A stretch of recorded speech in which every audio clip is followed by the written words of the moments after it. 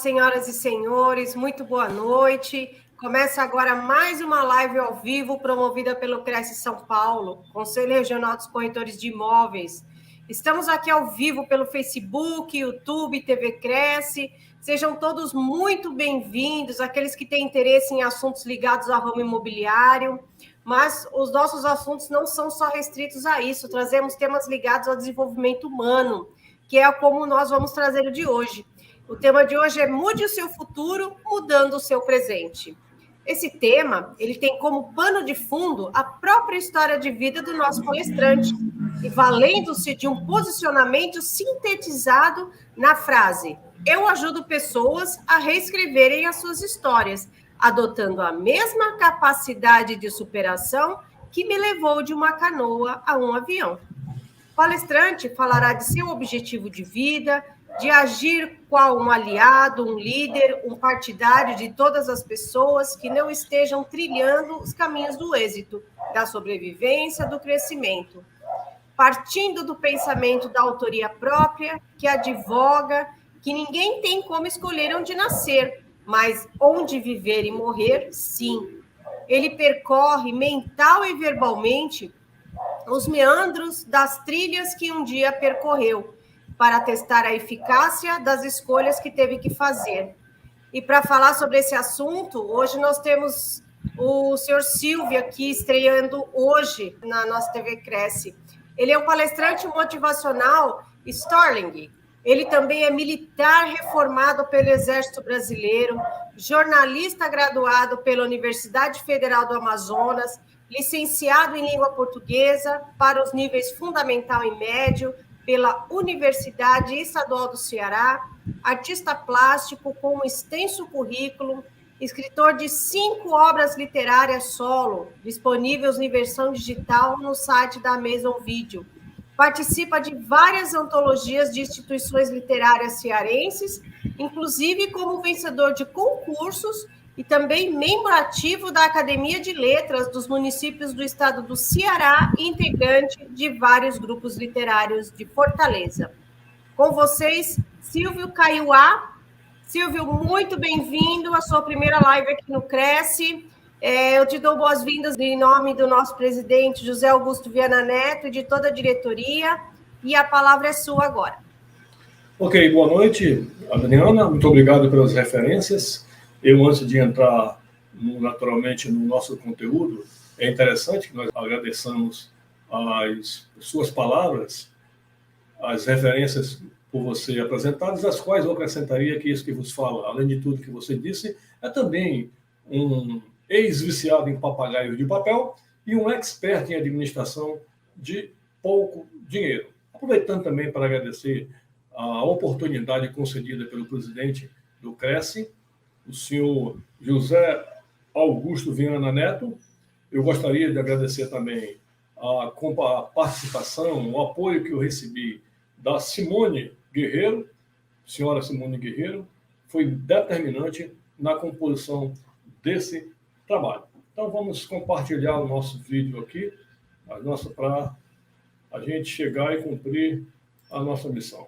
Nossos agradecimentos, disse eu, àquelas pessoas que viabilizaram a nossa presença na noite de hoje, partindo do presidente do Cresce, o senhor José Augusto Viana Neto, a ilustríssima senhora Simone Guerreiro e a Adriana Quinteiro, que nos apresenta, referências às quais eu acrescentaria que este que vos fala, além de tudo o que foi dito, é um ex-viciado em papagaio de papel e um expert em administração de pouco dinheiro. Vamos falar na noite de hoje de vitória, vamos falar de superação, vamos falar de teimosia, vamos falar de mudança de destino. E por falar em destino, disse Gibran, um dos grandes pensadores que o mundo conheceu, disse ele, destino nada mais é que a aberração de submetermos o nosso dia de hoje aos decretos de ontem e os dias de amanhã aos decretos de hoje. Destino, portanto, senhores, não passa de futuro presumido. Por quê? Não há como nós escolhermos onde nascer. Não tem como escolher, eu quero nascer em lugar A, B, C ou D. Não. Mas onde eu vou viver, onde nós vamos morrer. Viver e morrer é um direito que nós temos, desde que nós jamais percamos esse bem precioso que é a liberdade. Jamais deixemos de ser livres e jamais abandonemos os universos escolares, universos de faculdade e instituições afins, porque esses são pré-requisitos que viabilizam o nosso crescimento. Porque, senhores, pessoas que nascem, que vêm oriundas de ambientes como esse que eu lhes apresento, que é um ambiente tal e qual de onde eu vim, onde eu nasci e vivi até pelo menos os 17 anos, não há outro caminho que não seja estudar muito e trabalhar muito. E as pessoas que nascem aí, que vão sucedendo as gerações e gerações, elas começam a cultuar esses mesmos valores. Por isso que eu, num dado momento, quando a veia literária se manifestou dentro de mim, eu era um adepto, um admirador e um usuário de canoas, mas não canoas, as canoas bonitas que a gente encontra nesses portos suntuosos Brasil afora, eram verdadeiros troncos de árvores cavados no meio e que viabilizava a utilização como se fosse canoa. Então, no meu primeiro livro, eu publiquei um texto intitulado Eu Só Queria uma Canoa. O texto, o primeiro parágrafo, ele dizia o seguinte: eu nasci pobre, pobre menino pobre a vida me fez, imenso era o meu nada. E o meu tudo era o nada de cada um de vocês. Nada também tinha a dar, mas muito a solicitar. O meu futuro era um buraco no escuro, uma incógnita do outro lado do muro. No meu projeto de vida boa, eu só queria ter uma canoa. Então, vejam bem que eram valores cultuados, e assim eu aprendi, e assim a vida me levou até aproximadamente os 17 anos. E alguém poderia me perguntar, mas Silvio, então você veio aqui chorar o leite derramado, você veio reclamar da vida? Eu lhe perguntaria, e desde quando que dinheiro em sobra, dinheiro em quantidade, ou dinheiro em quantidade suficiente, ou mais que suficiente, garante a felicidade de alguém? Desde quando que falta de dinheiro também garante a infelicidade de alguém? Tem gente que vive com pouco, vive muito feliz, obrigado. Então, senhores, uma pessoa que já acordava, ou que já dormia pensando naquele futebol que jogaria lá no campinho improvisado na beira do rio, como seria infeliz? Como seria infeliz alguém habitualmente tomando banho de chuva, sem se preocupar com raios e trovões? Quem vai se preocupar? Como seria o sentimento com relação à vida de pessoas que viviam a jogar, soltar papagaios, pipas? E eu falei no começo que eu sou um ex-viciado em papagaio de papel. E, naturalmente, a velha canoa que aparece aí, que não se utilizava apenas para passear, mas também para pescar. Desse mesmo rio, durante muito tempo, se tirou. Algumas pessoas dessa comunidade tiravam o próprio sustento. Então, é tudo muito bonito, muito maravilhoso, só que a vida passa. A vida passa e começa a mandar recados. E se você não estiver preparado, os recados, eles viram uma ameaça e viram depois cobranças pesadíssimas. Num dado dia, o muro ao qual eu me referi, que minha vida era um buraco no escuro, uma incógnita do outro lado do muro, disse eu. Um dia eu tive a oportunidade de olhar o que é que havia do outro lado do muro, o que é que esperava por mim assim que eu atingisse a maioridade, como é que eu iria viver. E eu consegui ver, observar ali, era que uma canoa de nada me serviria. Eu observei que a munição que eu estava guardando para matar 1 milhão por dia, nessa nova vida, nessa nova fase de vida, era muito pouca. Eu percebi que o meu futuro era uma carteira desprovida de recursos, e, infelizmente, é dinheiro que paga nossas contas e valores afins. Então, eu percebi que o meu sonho, o sonho que eu teria que cultuar, não era o sonho de ganhar 1 milhão, como se falava na época. Eu vou lhe ensinar como é que você ganha o primeiro 1 milhão. Ainda hoje se faz isso. Não, o meu sonho era sobreviver. Eu precisava sobreviver. E isso me deixou muito preocupado. E eu percebi, notei que para que eu resolvesse a minha vida, saindo daquele lugar, foi uma ideia que me veio de imediato: eu preciso sair daqui, eu preciso buscar a felicidade em outras paragens. Então, para que eu pudesse fazer isso, eu tinha que estar desimpedido, livre, eu tinha que estar com passagem de ida e volta adquirida. Eu não podia estar preso a nada. Infelizmente, a vida nos cobra preço. Dizem que tudo na vida tem um preço, inclusive as pessoas que dizem que não tem, elas são mais caras, mas tem preço também. E muitas vezes, para nós atingirmos um objetivo desses, o preço é alto. Naquele momento eu tinha uma namoradinha e eu comecei a me desvencilhar. Eu passei a tratar esses relacionamentos sentimentais de uma forma diferente, de forma a não fazer vínculo, porque na cabeça, eu juntei na cabeça, deixei com marca registrada o interesse de ir embora. Era uma questão de oportunidade, uma questão de tempo. E até numa brincadeira aqui, esse desenho dessa coroa, eu faço uma alusão aqui ao dia do fico, o dia do fico de Dom Pedro I, o dia que solenemente ele ergueu aquela sua espada e bradou: diga ao povo que eu fico. Eu fiz algo parecido ao contrário. Quando eu cheguei a essa conclusão na minha vida, é como se eu mentalmente erguesse a minha espada e dissesse: vou embora, diga ao povo que eu vou sair daqui. Eu não vou ficar à espera do que está desenhado para mim ou do que estaria desenhado para mim. Eu não vou pagar para ver. Então, uma carta de despedida resolveu o meu problema sentimental. Infelizmente, que depois, muitos anos depois, eu fui verificar que valeu a pena, que aquilo era o certo. Às vezes, a gente não faz o que o coração manda, mas o que a razão determina, por uma questão de sobrevivência. Porque naquele momento, eu precisava sobreviver. Então, estava selada a minha primeira grande decisão da vida. A decisão de sair de um lugar que não me prometia grandes coisas, como um estalar de dedo que a gente pode observar na figura. Nesse momento, como se diz aqui no Ceará, dedinho mostrando aí, ó, tem que pegar o beco, ir atrás da sorte. Eu aprendi hoje que oportunidades, as pessoas focadas, e eu tenho dito isso nas minhas publicações, as pessoas focadas ou determinadas, elas não esperam por oportunidades, elas criam oportunidades. Assim como inteligência. Inteligência não é algo herdado. Você compõe a sua inteligência. Hoje está provado isso. Assim é a sorte. Então, estava eu decidido a ir embora, tomada a decisão.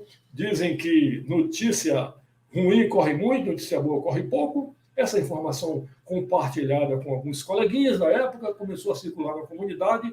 Alguns me criticaram, porque é como se eu estivesse relegando as minhas raízes. Eu não quero mais ficar aqui. Olha, você nasceu aqui, viveu tanto tempo aqui, tirou tanto daqui, por que não quer mais? Está chutando, chorando, recusando, dizendo não para os seus, para as próprias origens. Então, foi uma coisa que chegou a me incomodar, mas eu estava decidido. Mas dentre as pessoas, porque não há unanimidade, havia uma pessoa com uma certa dose de sabedoria, que me chamou, ficou curioso com a minha decisão, com aquela conversa que circulava entre os coleguinhas, e me perguntou. Eu ratifiquei que a posição era essa, a pessoa concordou comigo, e mais que isso, tornou-se um aliado meu.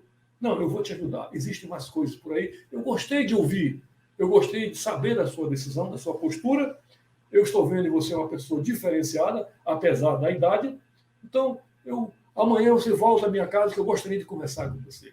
No dia seguinte, o nosso início de conversa foi a continuação daquilo que eu teria dado início na minha decisão. Disse-me o amigo: eu vou resguardar o nome, eu tenho resguardado, porque é uma questão de conveniências. Eu preferi não propagar muito. Mas disse-me ele: uma vez decidido, Silvio, o que você quer da vida, o próximo passo é mudar a mentalidade. Enquanto você pensar da mesma forma que as pessoas que moram aqui, que vivem aqui, pensam, você jamais vai sair daqui. Pode até sair desse lugar, mas o lugar não vai sair de você. Você tem que mudar o chip, virar o chip, mudar a mentalidade. E me perguntou se eu já tinha ouvido falar de coisa, dessas duas palavras, dois termos aqui, mentalidade de escassez e mentalidade de abundância. Honestamente, não tinha conhecimento. E depois de essas explicações que eu lhes passarei agora, eu passei a cultuar tanto que estendi. E disse-me ele: mentalidade de escassez, observem as pessoas que circulam por aqui, observem como elas falam, observem como é que elas se vestem, observem como é que elas se alimentam, observem com quem elas se acompanham.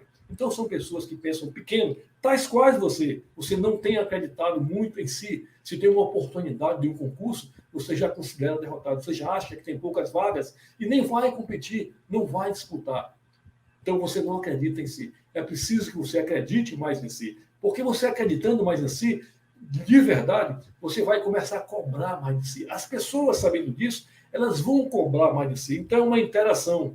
Você cobra de si, as pessoas cobram de si, cobram de você, e isso vai fazer com que você cresça, com que você busque condições de melhorar de vida. Então, sai de ação essa coisa chamada mentalidade de escassez, esse pensamento pequeno, entra em ação essa coisa chamada de mentalidade de abundância. Pense grande, que as coisas grandes serão. Vejam bem essa questão de mentalidade, de pensamento. Eu já comecei a lidar a partir daí com a questão do pensamento. Eu preciso pensar alto.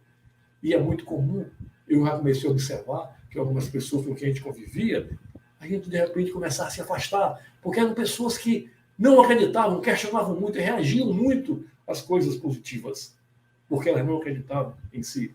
E um processo de afastamento, queira ou não queira, não tem como você conviver com pessoas retrógradas se você está pensando diferente. Essa seletividade, infelizmente, também faz parte de um processo de crescimento. Então, segunda fase estava cumprida do ensinamento do meu sábio. Um dos anjos da minha vida me trouxe. A seguir, ele projetou uma imagem tal qual aparece aí no canto superior esquerdo, uma pirâmide que nós conhecemos nos bancos escolares como estratificação social. E fez uma apresentação da distribuição das pessoas por renda dentro da nossa sociedade. Então, de um modo geral, são detalhes muito grandes, o tempo não comportaria, mas basicamente nós podemos observar que as primeiras camadas de baixo para cima, as primeiras camadas divididas por população, a primeira na cor marrom, camada de pessoas cuja renda familiar era de 1.356, dados de 3 anos atrás, que naturalmente não estão atualizados, talvez, mas com essa pandemia, pouco se sabe em que pé anda. Basicamente, um salário mínimo. Nós vamos usar didaticamente, basicamente, um salário mínimo das pessoas economicamente ativas desse país ganhavam 46% dessas pessoas viviam familiarmente à base de 1.356, um salário mínimo. 46% das pessoas nesse imenso Brasil ganhando até 46%, quase a metade. Mas se nós subíssemos um pouco mais a faixa na cor vermelha, que está marcada em 20%, e somando as duas, 46 mais 20%, 66%. R$ 2.034, mais ou menos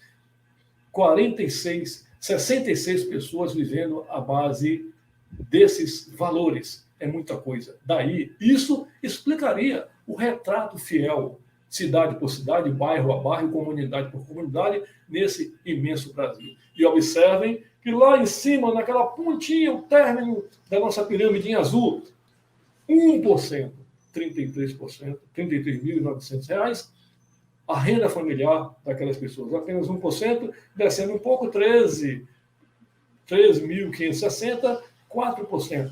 Então, a distribuição de renda era um problema, isso me serviu para saber, para visualizar onde é que eu estava, sem dúvida nenhuma. Eu estava na base da faixa marrom, com toda aquela estrada para percorrer. E as escadas, também de forma muito rapidamente, essas escadas seria a forma do crescimento, da mobilização, simbolizando que era possível e ainda é possível, continua sendo possível essa movimentação vertical, tanto ascendente quanto descendente.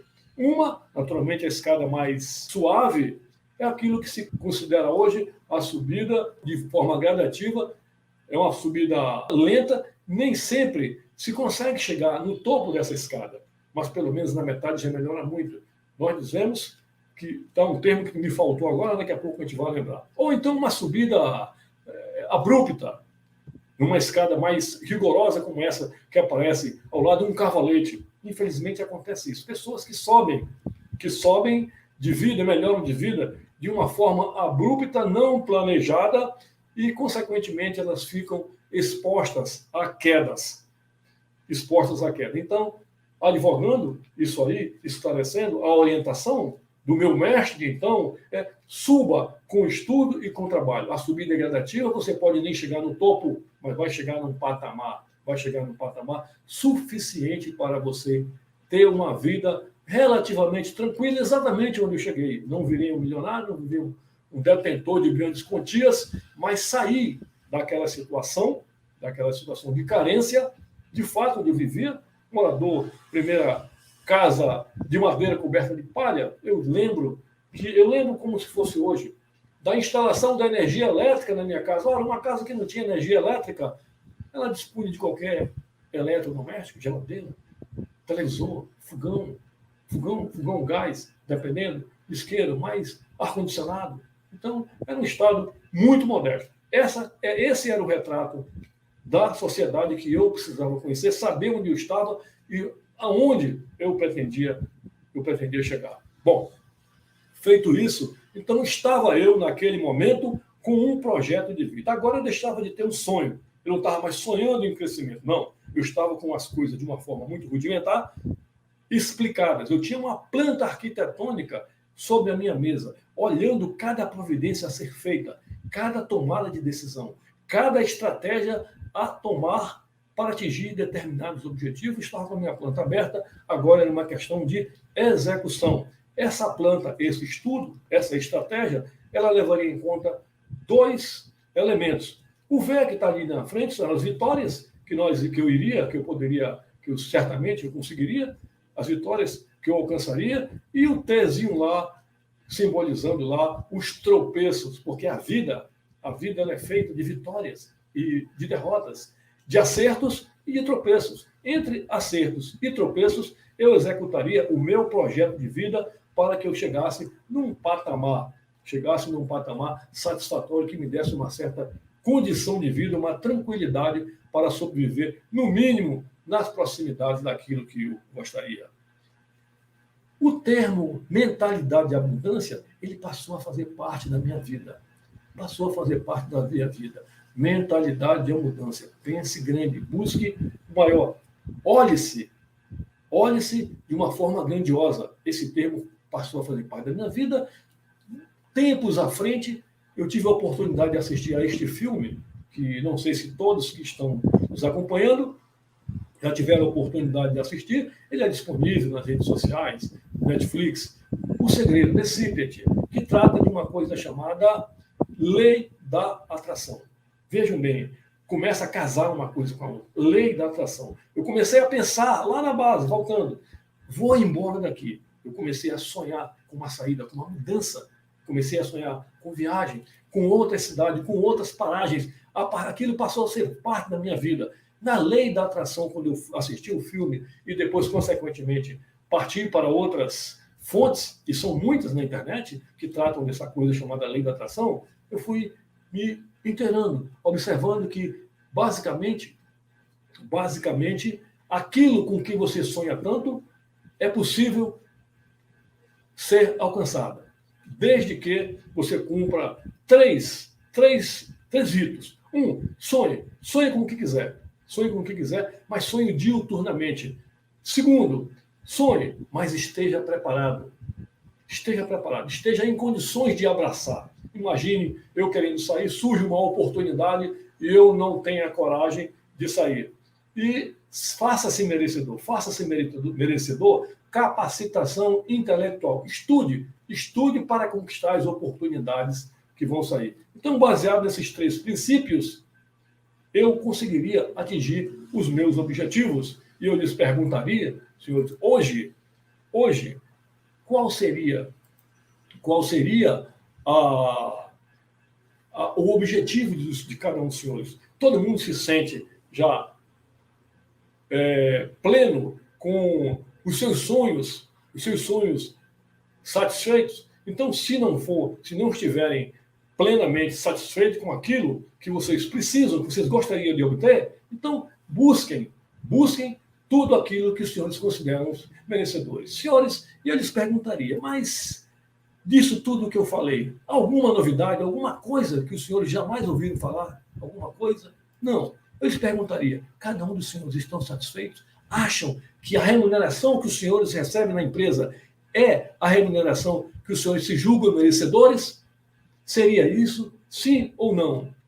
Terceira pergunta. Se os senhores, que não é uma pergunta, é uma resposta, então se a resposta for não, senhores, não é novidade, já se fala muito nisso. Os senhores estão satisfeitos? Não. Se não estiverem satisfeitos, então, senhores, mudem a estratégia. A estratégia, não existe estratégia certa ou errada. A estratégia são as providências que têm que ser tomadas em cada situação. O que você precisa fazer? Como você vai se comportar? Como é que você vai se comportar para atingir o objetivo que vocês pleiteiem atingir? Então, façam mais ou menos o que faz esse animal fantástico que é a águia. A águia é um animal que nos dá, eu sugiro também que cada pessoa que não conheça a história da águia, como é que vive, quais são os procedimentos da águia, que não tenham conhecimento, procurem se inteirar, também informações disponíveis, que os senhores ficam maravilhados. A águia, de um modo geral, é um animal das aves de rapina, a de maior longevidade. Vive 70 anos, mas aos 40 anos ela tem que tomar uma decisão importante, ou ela se recolhe para morrer, ou se submete, vejam bem como é que é o instinto de um animal, se submete a um processo de renovação.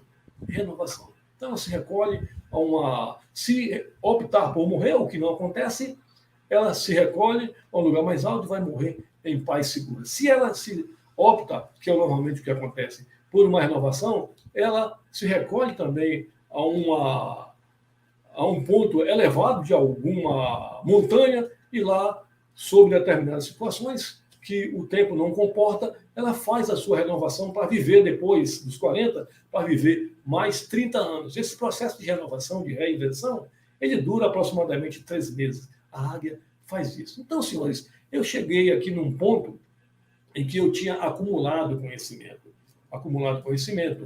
Aprender bastante como funciona a sociedade, toda a informação que me foi dada. Agora, nesse momento, eu estava apto, eu estava pronto para construir o meu destino, construir o meu futuro. Agora eu estava construindo a minha casa, a casa onde eu ia morar. Então, nesse momento, senhores, sai de dentro de mim a criança que me habitava durante muito tempo, a criança que habitava no meu interior durante muito tempo e assume o homem que crescia dia a dia dentro de mim. Nesse momento, eu passava a jogar no meu próprio time. Eu joguei no time do meu pai durante muito tempo, no time da minha mãe. Meu pai, infelizmente, pegou o beco, conforme eu usei aquele termo. Então, eu joguei muito tempo no time do meu pai, depois no time da minha mãe. Depois eu joguei no time da minha irmã, no momento em que eu resolvi me afastar de casa. Joguei no time da minha irmã. Agora, o próprio time era onde eu iria jogar. E nesse time, eu era o goleiro, eu era o back, eu era o jogador, o distribuidor, o garçom, eu era o centroavante, eu era o técnico do time, eu era o presidente do clube, e tudo que acontecesse com esse time, que era a minha própria vida, o responsável seria eu, senhores. Eu estava, assim, compondo o meu próprio destino. Eu estava naquele processo, como se diz aqui pelo Nordeste, no te vira, peão, dá o teu jeito. Agora, você cuida da sua vida. Isso nós estamos falando de uma pessoa aos 17 anos de idade, algo impensável no dia de hoje. Vocês já pensaram? 17 anos, alguém morando sozinho, nos dias de hoje, com tantas barbaridades que nós vemos por aí, é complicado. Mas essa era a minha situação. Então, estava preparado, era hora de ir à luta, de buscar meios de sustentação, meios de sobrevivência, dinheiro, emprego. Isso que eu tinha que fazer com o que eu tinha e crescendo dia a dia. E assim eu me via no mundo como numa estação de trem. Cada trem, nós dizemos sempre que eu estou esperando o meu trem. Trem é uma oportunidade de vida. Então foram vários trens que passaram por mim. Alguns eu segui, eu não podia. O primeiro que passou, eu pulei dentro, não tinha como não pular. Por quê? Porque não tinha nada. Era o primeiro emprego que me aparecia, um emprego de cobrança externa, pegando sol, andando na rua. Quem conhece Manaus, se tiver alguém de Manaus acompanhando, sabe do que eu estou falando, eu sou manauara. Então, muito sol, muito sofrimento, dureza e aula de noite. Essa grande sacada, essa foi a minha grande sacada, não ter abandonado os estudos. E fica isso como uma orientação para aquelas pessoas que estejam ou que sejam candidatas seríssimas a compartilhar, seguir essa trilha que eu compartilhei. E assim foram passando os trens e trens, melhorando de emprego, quando não melhorava de salário, melhorava de condições de trabalho, e até que me surgiu uma oportunidade, veio um trem, nessa história toda, veio um trem que me trouxe um avião militar. Então, de repente, depois de muito perambular e brigar pela sobrevivência, eu acabei sendo... Eu tenho dito, como eu não queria servir o Exército, eu acabei não conseguindo sair, e foi uma tentativa frustrada de não servir o Exército, incrível como as coisas são. Eu me sinto como se tivesse sido deportado para o estado, para a cidade de Boa Vista, em Roraima, para servir o Exército. E lá eu me submeti àquele processo de transformação, a transformação do homem civil no militar. Na época, eu estou falando de 1975, o sistema era muito rigoroso. Então, foi onde eu fui parar. Um trem marcante foi esse que me chegou. E lá eu acabei ficando nesse período 1 ano, que servi como soldado, 1 ano servindo e enfrentando, mas me submetendo a transformações que hoje me herdaram hábitos e culturas importantíssimas. Passado o período, nesse período, não tendo muito o que fazer, longe da família, então veio a fase de estudar. Estudar o que tem no quartel. Então eu fui expulso de cabo, fui cabo do Exército. Depois veio um concurso nacional para sargento. Eu fiz a prova. Não tinha chegado ainda em dado momento, eu já havia sido transferido para Manaus, estava pronto para ir embora, pronto para ser licenciado.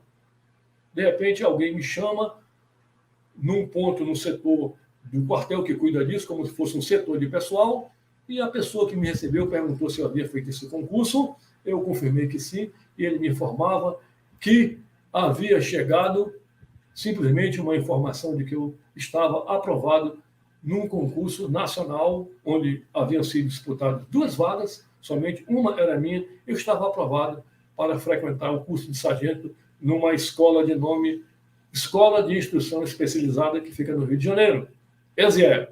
Então, ali foi uma diferença na minha vida. Por quê? Porque até então eu brigava por salários mínimos, um único salário, 2 salários. Era a minha remuneração, o que eu conseguia viver. Imaginem quem vive com salários desse nível, sem desistir e buscando sempre.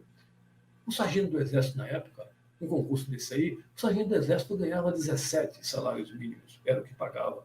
E durante algum tempo, pasme, hoje está muito longe disso, mas era o que estava na minha mão. E alguém me perguntou, de repente, mas Silvio, você não disse que não queria mais ficar no Exército? Eu disse que não queria, mas agora eu adoro, estou doido para ficar aqui. Você não disse que era o fim da linha aqui, chegando em Manaus, daqui você não sai mais? Eu digo, disse que não saía, mas agora meu sangue já deixou de ser vermelho, meu sangue agora é verde. Eu adoro isso aqui. Eu não tenho direito, nas condições de vida que eu tenho levado, o que espera por mim, lá do outro lado do muro, eu não tenho condições de abraçar, e eu não tenho nem como pensar em não abraçar uma causa dessa aqui.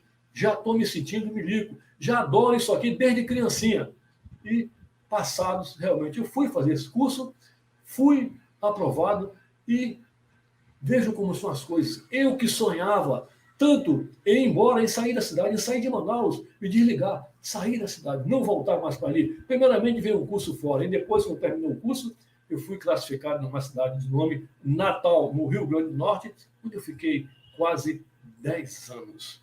Ou seja, aquilo que eu pensei, vejam a questão da lei da atração. Eu pensei tanto em ir embora, que as oportunidades de ir embora, a oportunidade de ir embora, ela veio. Eu já nem lembrava mais, mas ela veio na minha mão e aquilo aconteceu. Aquilo com que eu tanto sonhei, de fato aconteceu. E outras coisas indizíveis, que eu não vou citar, que é para não criar tumulto, não, já sarro para me coçar. Mas, infelizmente, aconteceu. E, passado um ano, em Natal, lá estava eu com meu ticket premiado no bolso, já com o seu efeito cumprido, com o seu resultado ocorrido. Estava eu lá em Natal, de braço aberto, quebrando todas as correntes, quebrando aquelas amarras. Era como se eu vivesse preso a uma sina de algo que não acontecia. E, a partir dali, o melhor aconteceu. Eu estava livre, estava com uma condição de vida melhor, uma melhor condição de vida para viver e tocar o meu rumo. Aí eu cometi o meu erro. Infelizmente, a vida é feita de acertos e de erros. Então, você que está estudando, consegue, de repente, uma vitória, não pare, porque desacelera. É como quem sobe de bicicleta uma ladeira. Se você parar, jamais, dificilmente vai conseguir retomar essa velocidade. Então, depois de comemorar isso aí, quebrar as correntes, Lá estava eu, de vida nova, tranquilo. Lá estava eu de pé no freio. Agora eu vou relaxar 1 ano. Vou passar 1 ano sem estudar. Equívoco. Daqui a pouco eu estava contando com 2 anos e eu continuava parado, porque eu estava com o pé no freio. Daqui a pouco estava eu lá realizando sonhos que nem eram meus. E é danado para a gente abraçar sonhos dos outros. Lá estava eu realizando sonhos que não eram meus. Lá estava eu envolvido com desadministração, gastando mal. Vivia tão mal, ganhando 17 salários mínimos, quanto vivia quando ganhava apenas 1 salário mínimo. Isso é importante. Por quê? Porque o padrão de vida melhorou. Se o padrão de vida melhorou, agora você pode comprar mais. Esse é o erro que muita gente hoje comete. Muita gente comete. Agora eu ganho mais, então eu vou gastar mais. Vai continuar tão apertado quanto. Ensinamento de beabá. Isso é muito simples. Todo mundo sabe, mas nem todos fazem. Aí é que está a diferença. De repente, lá de cima, aquele cara olhou para mim e disse: rapaz, esse cara está fazendo coisa errada. De novo fazendo coisa errada. Aí faz descer, lá vem ele, mandou os seus emissários, mandou aquilo que eu chamo de anjos, os salvadores, que muitos deles aconteceram na minha vida. Eu tenho dito que eu sou um cara de sorte. Tudo que eu tenho me proposto a fazer, aparece pessoas para me ajudar. Tem sido assim. Aqui em Fortaleza, nesse período, já estava em Fortaleza, indo para a reserva, me aposentando. Tempos depois, como o tempo passa rápido, estava eu aqui e simplesmente 3 pessoas aqui que eu conheci em Fortaleza, um militar, um jornalista, que foi decidido. Hoje eu tenho um currículo, aí um trabalho, 5 livros publicados, alguns concursos de literatura conquistados, mas eu tive por trás uma pessoa que me recebeu desse universo literário, que me abriu as portas. E aí você segue o caminho. A pessoa não é obrigada a ficar tangendo como se tangigado no campo. Abre os caminhos, você segue, aprende a viver com as próprias pernas, é muito importante. Um empresário da área de condomínio, também foi uma pessoa muito significativa. Hoje eu falei com essa pessoa. Tão importante. E aí vem outra coisa importante na vida de quem quer crescer, com quem quer sobreviver. Seja grato.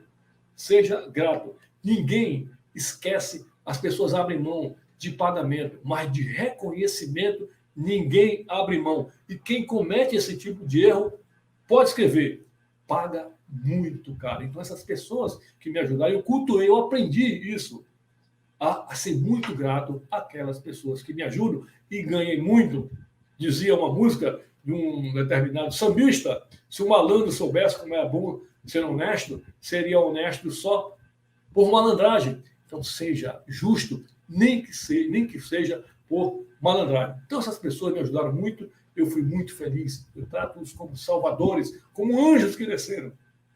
Eu dito que aquele cara lá de cima me ajudou bastante e, por conta disso, eu tento devolver às pessoas que convivem comigo, abaixo de mim, de condições de sobrevivência, eu procuro sempre devolver ajuda. Aquela ajuda que me deram de graça eu procuro passar, ajudar pessoas, porque faz bem. Isso faz o peão rodar no sentido certo.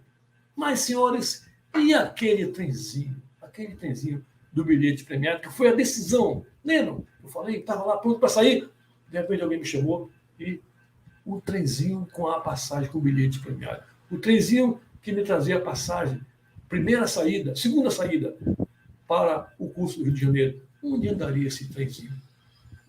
Eu diria que ele jamais deixou de passar por mim. Foram muitas vitórias, foram muitos lugares por onde andei, foram colheitas gratificantes que eu fiz ao longo da vida, trabalhando, é claro, mas as oportunidades sempre aparecendo. Esse trenzinho, ele continua circulando. É o mesmo trem que já levou vocês para muitos lugares e que vai levar cada um que seguir essa mesma trilha. Cada trem, cada um que seguir esses mesmos ensinamentos, esses mesmos alertas, que guardar, jamais esquecer da gratidão, jamais esquecer do trabalho, jamais deixar de estudar. Cada um que jamais deixar de estudar, ele será beneficiado e estará presente. Da última vez que eu tive contato, que eu observei esse trem passar, ele é como se tivesse havido uma despedida, ele despedindo-se de mim, indo embora, mas me deixando grandes ensinamentos, como, por exemplo, que a vida é feita de derrotas e de vitórias, que a fé é um salto no escuro para os braços de Deus, que para quem é justo a vida é perfeita, que a determinação é um carro sem freio, descer de uma ladeira, que a saúde é um bem que não pode perder para nada nessa vida, que dinheiro pouco não resolve a vida de ninguém, que a educação é a melhor herança que um pai pode deixar para o filho, que o bem mais precioso da vida se chama liberdade, senhores.